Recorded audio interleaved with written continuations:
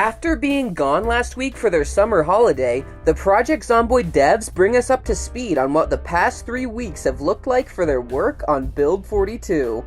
The blog post begins by telling us that the hard work continues to go on with the main pillars of Build 42. They are still pushing forward on the new crafting and machine systems, the tech and engine upgrades, and the multiplayer improvements.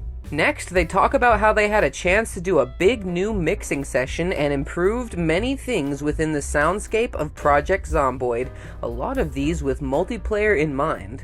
The changes so far are they rebalanced all the firearm sounds so that they make sense in relation to each other, they improved the inside versus outside sounds for firearms, made the ambient sound setup more coherent, reworked the reverb on some of the sound effects, brought back some subtle volume and filter changes for when you zoom in and out, fixed some zombie sounds so that it doesn't sound weird when you get bitten up by multiple zombies, and finally, the zombie voices and animal noises got an improvement so that they sound better while playing over the music. They share with us a taste of what this new soundscape will be like. We get to hear all of their improvements at work along with a glimpse at some miscellaneous new items.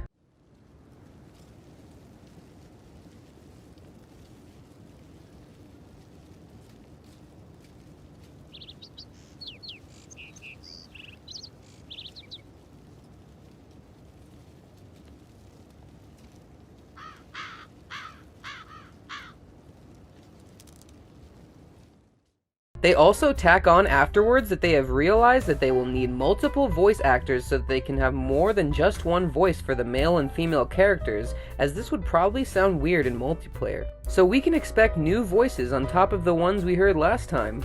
After that, they show off a bunch of new containers with a couple of videos.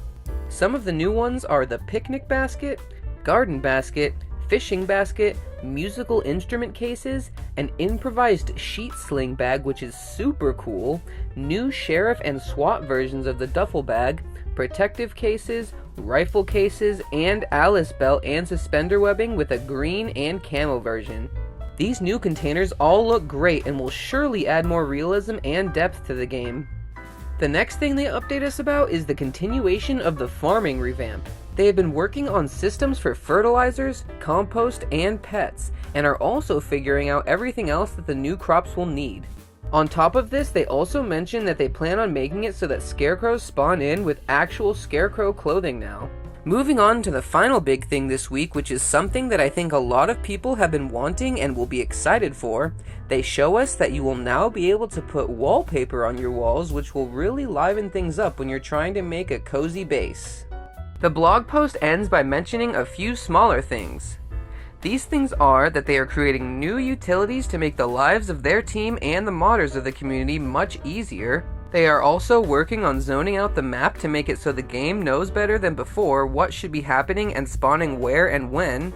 And they have hired new people to their team which we will eventually be introduced to. The future of Project Zomboid looks ever brighter with each passing Thursdoid blog post.